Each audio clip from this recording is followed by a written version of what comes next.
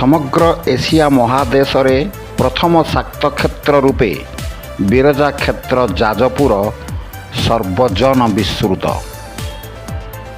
ପ୍ରାଚୀନ ଓ ଐତିହ୍ୟର ସହର ଯାଜପୁର ଯଯାତି କ୍ଷେତ୍ର ଭାବେ ପରିଚିତ। ଏଠାରେ ବରାହ, ବିରଜା ଓ ପବିତ୍ର ବୈତରଣୀ ନଦୀ ସହ 64ଟି ତୀର୍ଥକ୍ଷେତ୍ର ରହିଛି। ଏସବୁ ତୀର୍ଥକ୍ଷେତ୍ରର ଐତିହ୍ୟ କିମ୍ବଦନ୍ତୀପୂର୍ଣ୍ଣ। ଏଭଳି ଐତିହ୍ୟପୂର୍ଣ୍ଣ ଶକ୍ତିପୀଠ ହେଉଛି ବଡ଼ଚଣା ବ୍ଲକ ଗରଗାଲି ଗ୍ରାମରେ ଅଧିଷ୍ଠାତ୍ରୀ ଦେବୀ ମା ପଶ୍ଚିମାମୁଖୀ ମଙ୍ଗଳା ବା ମଲ୍ୟାଶୁଣୀ। ଯାହା ପୀଠରେ ପାଦ ଦେଲେ ମନ ପ୍ରାଣରେ ଭରିଯାଏ ପବିତ୍ରତା। ଅଗ୍ନି ସଂଯୋଗରେ ଜଳୁଥିବା ସଳିତା ଯେଉଁଠି ପ୍ରବଳ ପବନରେ ବି ଲିଭେନା, ଯାହାର ଦର୍ଶନ ପାଇଁ ଓଡ଼ିଶାର କୋଣ ଅନୁକୋଣରୁ ଛୁଟି ଆସନ୍ତି ଶ୍ରଦ୍ଧାଳୁ। ଏଠାରେ କେହି ହୁକୁମ କରନ୍ତି ନାହିଁ, ମା ନିଜେ ହୁକୁମ ଦିଅନ୍ତି। ମାଙ୍କ ଅପାର କରୁଣାରୁ ଅନେକ ଶ୍ରଦ୍ଧାଳୁ ରୋଗ ବ୍ୟାଧିରୁ ଆରୋଗ୍ୟ ଲାଭ କରୁଛନ୍ତି। ପ୍ରତ୍ୟକ୍ଷ ଠାକୁରାଣୀ ମା ମଲ୍ୟାଶୁଣୀ ମହିମାମୟୀ ଭାବେ ବିଖ୍ୟାତ। ପାରାଦୀପ ଦୈତାରୀ 5 ନମ୍ବର କ ଜାତୀୟ ରାଜପଥର କୁନ୍ଦଳ ଏକ ପ୍ରମୁଖ ଛକ। ଛକରୁ କିଛି ବାଟ ଗଲା ପରେ ପଡ଼େ ମା ମଲ୍ୟାଶୁଣୀ ବା ପଶ୍ଚିମାମୁଖୀ ମଙ୍ଗଳାଙ୍କ ଶକ୍ତିପୀଠ। ଦୀର୍ଘ 400 ବର୍ଷ ହେଲେ ମା ପୂଜା ପାଇଁ ଆସୁଛନ୍ତି। କଂସାରୀ ରାଜାଙ୍କ ଗଡ଼ର ଅଧିଷ୍ଠାତ୍ରୀ ଦେବୀ ଏବେ ମହିମାମୟୀ କଲ୍ୟାଣଦାୟିନୀ ମା ମଲ୍ୟାଶୁଣୀ ଭାବେ ପୂଜିତ।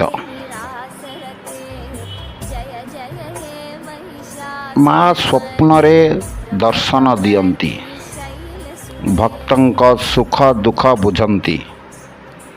ଅର୍ଦ୍ଧରାତ୍ରିରେ ମାଙ୍କ ବିଜେସ୍ଥଳୀ ତୁଳସୀ ବାସନାରେ ମହକି ଉଠିଥାଏ।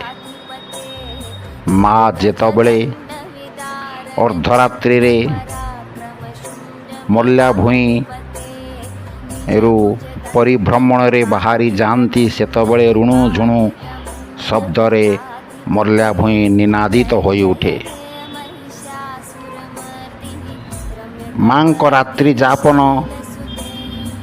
ଓ ଭ୍ରମଣ ବେଳେ ଏକ ଅଲୌକିକ ଆଲୋକ ଦେଖିବାକୁ ମିଳେ।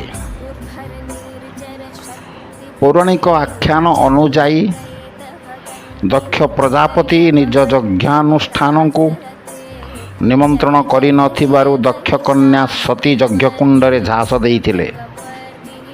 ତାଙ୍କ ଶବକୁ କାନ୍ଧରେ ଧରି ଶିବ ତାଣ୍ଡବ ନୃତ୍ୟ କରିଥିଲେ।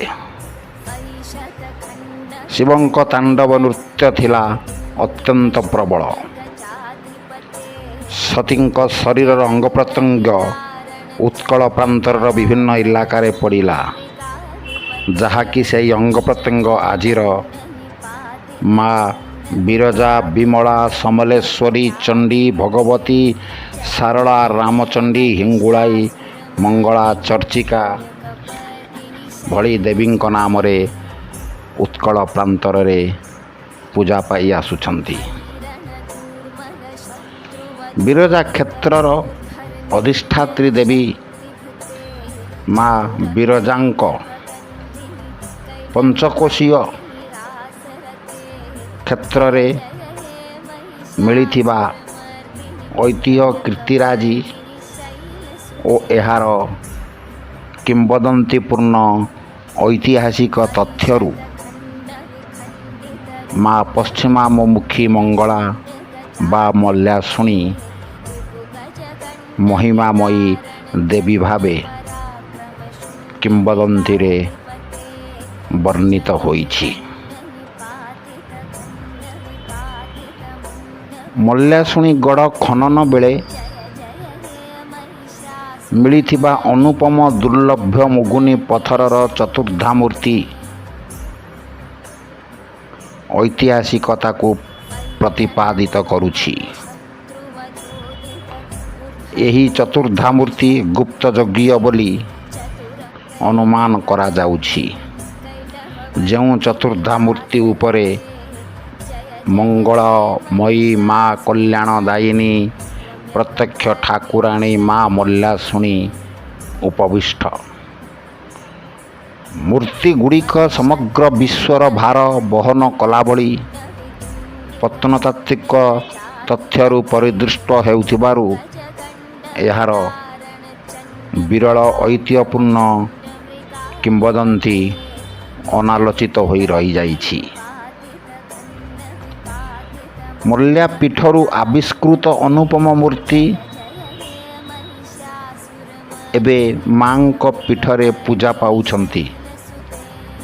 ମା କୋଳରେ ରତ୍ନଭଣ୍ଡାର ଧରି ରଖିଛନ୍ତି। ମାଙ୍କ କ୍ଷେତ୍ର ମଧ୍ୟରେ 7 ରେଖା, 3 ନଦୀ, 3ଟି ସିଦ୍ଧ ବିବର, 12 ମାଧବ, 4 ଭୈରବ, 8 ଚଣ୍ଡିକା, 68ଟି ତୀର୍ଥସ୍ଥାନ ଓ 7ଟି କ୍ଷୁଦ୍ର ବୃହତ ପର୍ବତ ବିଦ୍ୟମାନ।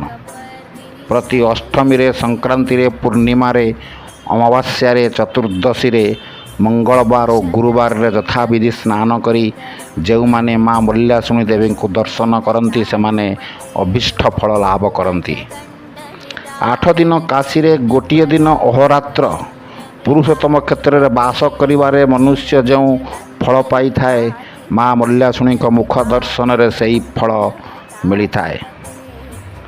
ମାଙ୍କ ପ୍ରତ୍ୟେକ ଭିନ୍ନ ଭିନ୍ନ ଅନୁପମ ବେଶ ଅତ୍ୟନ୍ତ ଦୁର୍ଲଭ।